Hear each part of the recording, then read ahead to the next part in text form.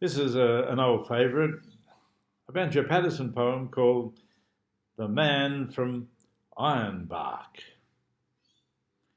There was a man from Ironbark who struck the Sydney town. He wandered over street and park. He wandered up and down.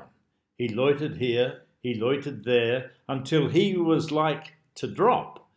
And then, in sheer despair, he sought a barber shop. Here, shave my beard and whiskers off. I'll be a man of mark. I'll go and play the Sydney toff up there in Ironbark.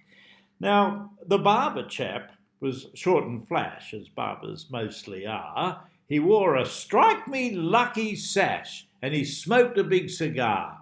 He was a noted humorist and good at repartee. He cooked the books and kept the tote, whatever that may be. And when he saw our friend arrive, he whispered, "Oh, here's a lark! Just watch me skin him all alive, this man from Ironbark."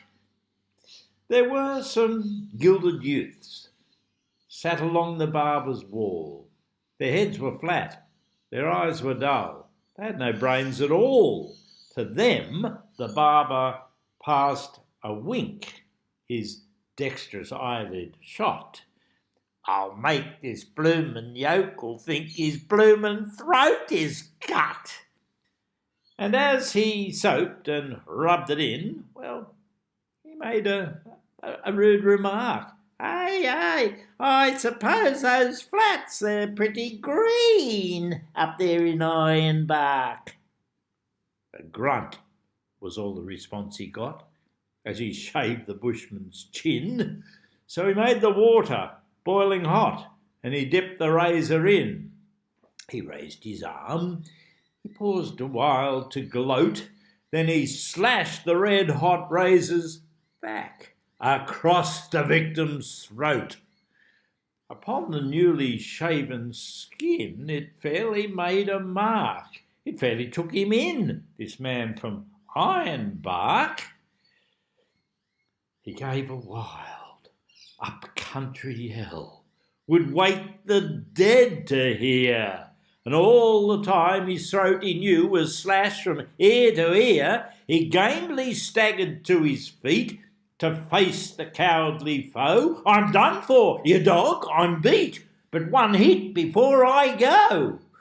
I only wish I had a knife, you murdering cowardly shark, but you'll remember all your life the man from Ironbark." Well, he raised up his mighty paw, and with one tremendous clout, he hit the barber on the jaw. He knocked the barber out.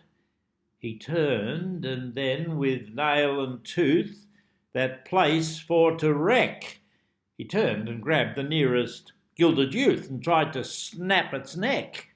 And all the while his throat he held to save his mortal toil. "Oh, crying murder, bloomin' murder!" cried the man from Ironbark. A copper fella was walking by and thought he'd come in and see the show. He tried to run the bushman in. He refused to go. Then up spoke the barber. "Aye, it was just a little joke, just a little bit of fun, perhaps a trifle overdone." "A joke, by George," the bushman said, "a lively sort of lark. I hope I meet you one dark night up there in Ironbark." Now, around the shearing floor, the listening shearers gape as he tells the story over and over and boasts of his escape. "Those barber chaps what keeps the tote, well, of them I've had enough.